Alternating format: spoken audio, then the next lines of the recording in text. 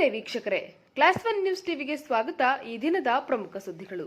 ದೇವನಹಳ್ಳಿ ಪಟ್ಟಣದ ಪರ್ವತಪುರದ 11ನೇ ವಾರ್ಡಿನಲ್ಲಿ ವೋಲ್ವೋ ಗ್ರೂಪ್ನ CSR fund ಹಾಗೂ ಪುರಸಭೆಯ ಸಹಯೋಗದೊಂದಿಗೆ ಶುದ್ಧ ಕುಡಿಯುವ ನೀರಿನ ಘಟಕವನ್ನು ಕೆಎಚ್ ಮುನಿಯಪ್ಪನವರು ಉದ್ಘಾಟಿಸಿದರು. ಪುರಸಭಾ ಸದಸ್ಯರಾದ ಎಸ್ಸಿ ಚಂದ್ರಪ್ಪ ಮಾತನಾಡಿ, ಪ್ರತಿಯೊಬ್ಬರೂ ಆರೋಗ್ಯವನ್ನು ಕಾಪಾಡಿಕೊಳ್ಳಲು ನೀರಿನ ಬಳಕೆಯನ್ನು ಅಚ್ಚುಕಟ್ಟಾಗಿ ಮಾಡಬೇಕು. ಜೊತೆಗೆ ಪುರಸಭೆಯ ಸಿಬ್ಬಂದಿ ಕರ್ತವ್ಯ ಬಹಳ ಮುಖ್ಯವಾಗಿರುತ್ತೆ ಅಂತ ತಿಳಿಸಿದ್ರು.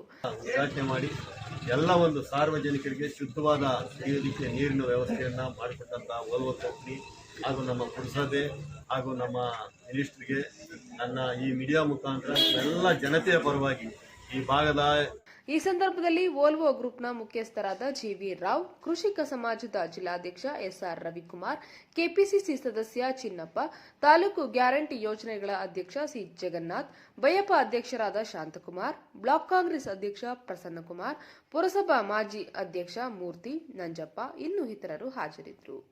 ದೇವನಹಳ್ಳಿ ಟೌನ್ನ ವಿಜಯಪುರ ರಸ್ತೆಯಲ್ಲಿರುವ ಕರ್ನಾಟಕ ರಾಜ್ಯ ಉಗ್ರಾಣ ನಿಗಮ ಗೋದಾಮು ಇಲ್ಲಿ ರಾಗಿ ಖರೀದಿ ಕೇಂದ್ರಕ್ಕೆ ಆಹಾರ, ನಾಗರಿಕ ಸರಬರಾಜು ಮತ್ತು ಗ್ರಾಹಕ ವ್ಯವಹಾರಗಳ ಸಚಿವರಾದ ಕೆಎಚ್ ಮುನಿಯಪ್ಪನವರು ಚಾಲನೆಯನ್ನ ನೀಡಿದರು.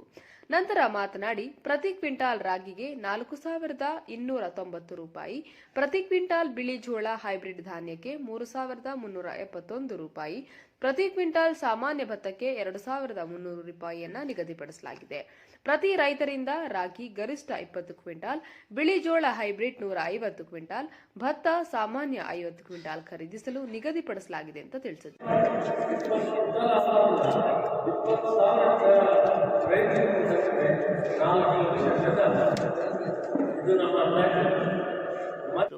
ಈ ಸಮಯದಲ್ಲಿ ಸ್ಥಳೀಯ ಜನಪ್ರತಿನಿಧಿಗಳು, ಅಪರ ಜಿಲ್ಲಾಧಿಕಾರಿ ಅಮರೇಶ್, ಆಹಾರ ಇಲಾಖೆ ಉಪನಿರ್ದೇಶಕ ಶಂಕರ್ ಮೂರ್ತಿ, ಕರ್ನಾಟಕ ಆಹಾರ ಮತ್ತು ನಾಗರಿಕ ಸರಬರಾಜು ನಿಗಮದ ಅಧಿಕಾರಿಗಳು, ಇತರೆ ಸಿಬ್ಬಂದಿ ಉಪಸ್ಥಿತರಿದ್ದರು.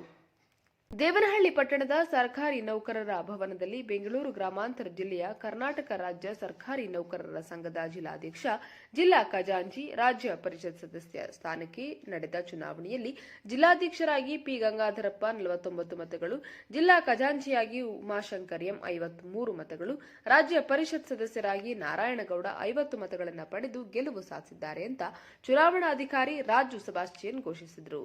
ನೂತನ ಜಿಲ್ಲಾಧ್ಯಕ್ಷರಾಗಿ ಆಯ್ಕೆಯಾಗಿದ್ದ ಗಂಗಾಧರ್ ಅವರು ಮಾತನಾಡಿ, ಎಲ್ಲಾ ಇಲಾಖೆಯ ನಿರ್ದೇಶಕರ ಸಹಕಾರದಿಂದ ಈ ಗೆಲುವು ಸಾಧಿಸಲು ಸಾಧ್ಯವಾಯಿತು. ನಮ್ಮ ಸರ್ಕಾರಿ ನೌಕರರ ಹಿತ ಕಾಪಾಡಲು ಮತ್ತು ಆಶೋತ್ತರಗಳನ್ನು ಈಡೇರಿಸಲು ಸದಾ ಸಿದ್ಧ ಹಾಗೂ ಈ ಗೆಲುವನ್ನು ನಮ್ಮ ಎಲ್ಲಾ ಸರ್ಕಾರಿ ನೌಕರರಿಗೆ ಅರ್ಪಿಸುತ್ತೇನೆ ಅಂತ ತಿಳಿಸಿದರು. ಧನ್ಯವಾದಗಳನ್ನು ಅರ್ಪಿಸ್ತೇನೆ. ಯಾಕೆಂದ್ರೆ ಏನೇ ಅವರಿಗೆ ತೊಂದರೆ ಆದರೂ, ಏನೇ ಅಡೆತಡೆ ಬಂದ್ರೂ ಕೂಡ ಒಂದೇ ಜೊತೆ ಒಳಗಡೆ ಫಸ್ಟಿಂದ ಕೊನೆವರೆಗೂ ಕೂಡ ನಿಂತಿರ್ತಕ್ಕಂಥದ್ದನ್ನ ನಾನು ಪದೇ ಪದೇ ಸ್ಮರಣೆ ಮಾಡ್ತೇನೆ. ಅದರಿಂದ ಮತ್ತೊಮ್ಮೆ ಅವರಿಗೆ ನಾನು ಎಲ್ಲ ನಿರ್ದೇಶಕರಿಗೆ ಧನ್ಯವಾದಗಳನ್ನು ಅರ್ಪಿಸ್ತೇನೆ. ಈ ಸಂದರ್ಭದಲ್ಲಿ ತಹಶೀಲ್ದಾರ್ ಎಚ್ ಬಾಲಕೃಷ್ಣ, ನಿವೃತ್ತ ತಹಶೀಲ್ದಾರ್ ವಿಜಯಕುಮಾರ್ ಹಾಗೂ ಎಲ್ಲ ನಿರ್ದೇಶಕರುಗಳು ಹಾಜರಿದ್ದರು. ವರದಿ ರಾಜುಗೌಡ.